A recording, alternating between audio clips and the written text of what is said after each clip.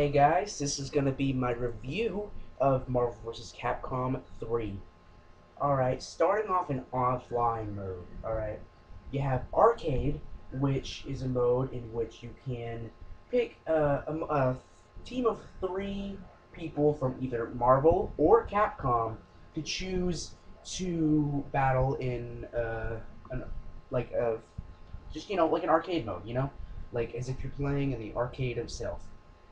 Um, there's about 6 stages and then the Galactus boss stage. The difficulty on easy is still simply hard for novice players who this is their very first game introducing them to Marvel vs. Capcom. So yeah, it's not one of the best. Like it's kind of difficult for those who are just getting used to the controls and such.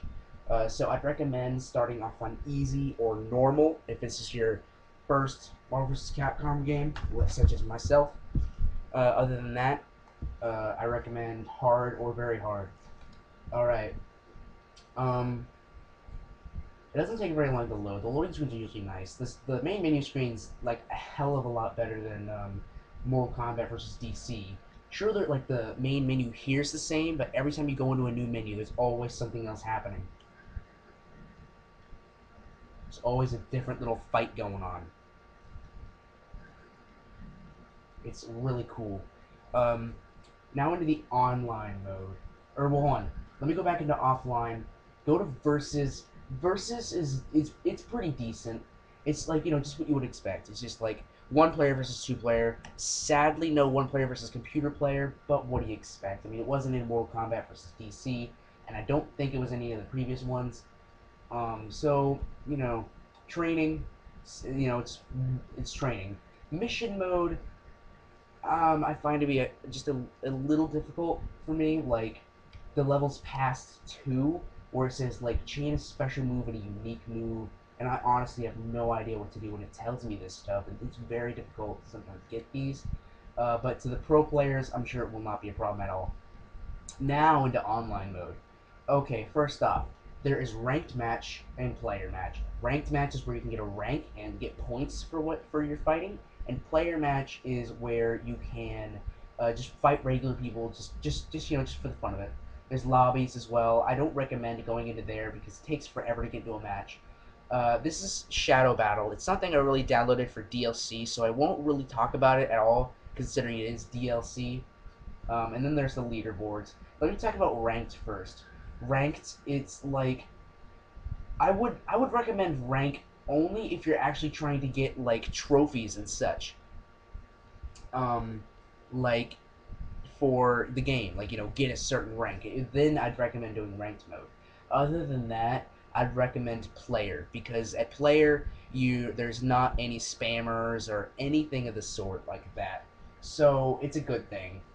The lobbies, it's if you get into a lobby, you can get into one of a maximum of 8 people, but it sucks because like only 2 people can battle at a time, and it's just terrible in my opinion. The thing about getting into a match though is that it usually takes forever. I don't know if I'm gonna get into a match here. If not, I hope not. But like, usually it'll say searching, and then it'll say like, "Oh, I'm sorry." Yeah, see right there, failed to join a game session, and then you know what it does? It has to load again, and then it brings you all the way back into the online mode menu. So then you have to click rank match and quick match again and search for another match.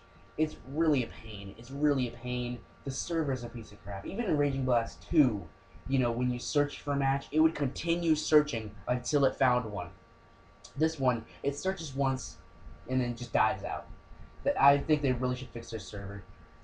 Next is Gallery. Here you can collect things that you can win in online, offline, stuff like that. I really like the movies section because you can get into. There's 4 different openings. There's the one opening that you get every time you turn on your game, and then there's these 3 little bonus openings that are very nice to watch over and over again. The cinematography is excellent. Then there's the credits. The credits I find boring. I only really clicked on the credits just to get the little red news sign off of them. The character bios, it gives you a biography of every single character in the game that you've beaten it with. So And then there's the character endings. There's like for every character that you beat Galactus with, they'll have their own individual ending. So that's really nice. Here's the model viewer, where like however if you beat arcade mode with a certain character, you can get their model,